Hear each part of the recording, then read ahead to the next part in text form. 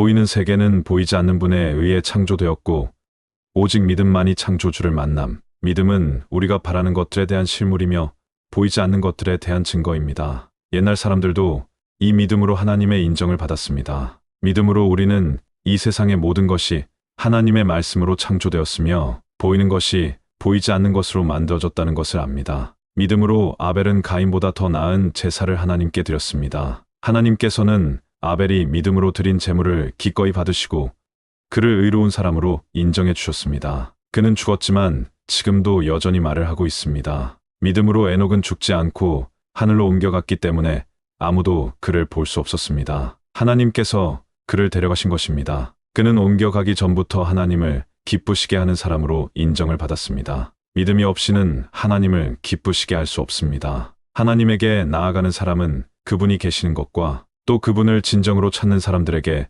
상을 주신다는 것을 반드시 믿어야 합니다. 믿음으로 노아는 아직 보이지 않는 일들에 대하여 하나님의 경고를 받고 그분을 두려워하는 마음으로 지체 없이 배를 만들어 홍수 때에 가족을 구원해냈습니다. 그래서 그는 세상에 죄가 있음을 선언하였고 믿음에 의한 의의 상속자가 되었습니다. 믿음으로 아브라함은 하나님이 주시겠다고 약속하신 땅으로 가라는 명령을 받고 그대로 순종하였습니다. 그는 가야 할 곳이 어딘지도 모르는 채 떠났던 것입니다. 믿음으로 그는 약속받은 낯선 땅으로 가서 같은 약속을 받은 이삭과 야곱과 함께 나그네처럼 천막 생활을 하였습니다. 그것은 하나님께서 설계하여 세우신 견고한 하늘의 도성을 바라고 있었기 때문입니다. 그의 아내 사라도 너무 늙어 아기를 낳을 수 없었으나 믿음으로 임신하게 되었습니다. 그녀는 약속하신 분이 신실하다고 생각했던 것입니다. 이리하여 죽은 사람이나 다름없는 늙은 아브라함에게서 하늘의 별과 바닷가의 모래와 같은 수많은 후손이 나오게 되었습니다. 이 사람들은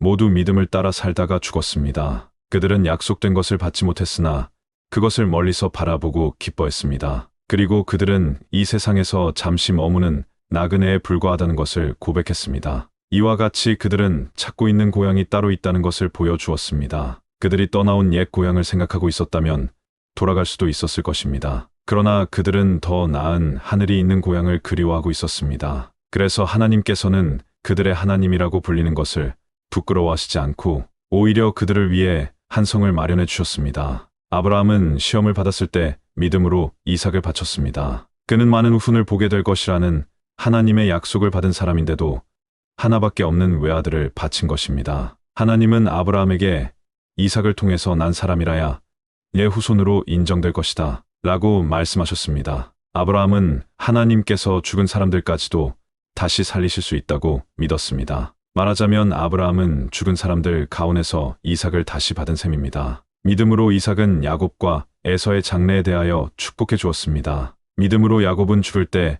요셉의 아들들을 하나하나 축복해 주었고 또한 그의 지팡이를 의지하여 하나님께 경배드렸습니다. 믿음으로 요셉은 죽을 때 이스라엘 백성이 이집트를 빠져나갈 것을 말하고 또한 자기 뼈를 가나안 땅에 묻도록 지시했습니다. 모세가 태어났을 때 그의 부모는 아름다운 아임을 보고 믿음으로 그를 석 달 동안이나 숨겨두었으며 이집트 왕의 명령도 두려워하지 않았습니다. 성장한 모세는 믿음으로 이집트 공주의 아들이 되는 것을 거절했습니다. 그는 일시적인 죄의 쾌락을 누리는 것보다는 하나님의 백성과 함께 고통당하는 길을 택한 것입니다. 모세는 약속된 메시아를 위해 받는 고난을 이집트의 보물보다 더 값진 것으로 여겼습니다. 그것은 장차 상 받을 것을 기대하고 있었기 때문입니다. 믿음으로 모세는 왕이 분노를 두려워하지 않고 이집트를 떠났습니다. 그는 보이지 않는 하나님을 보는 것 같이 꾸준히 견디어 나갔던 것입니다. 믿음으로 모세는 유월절과 피 뿌리는 의식을 행하여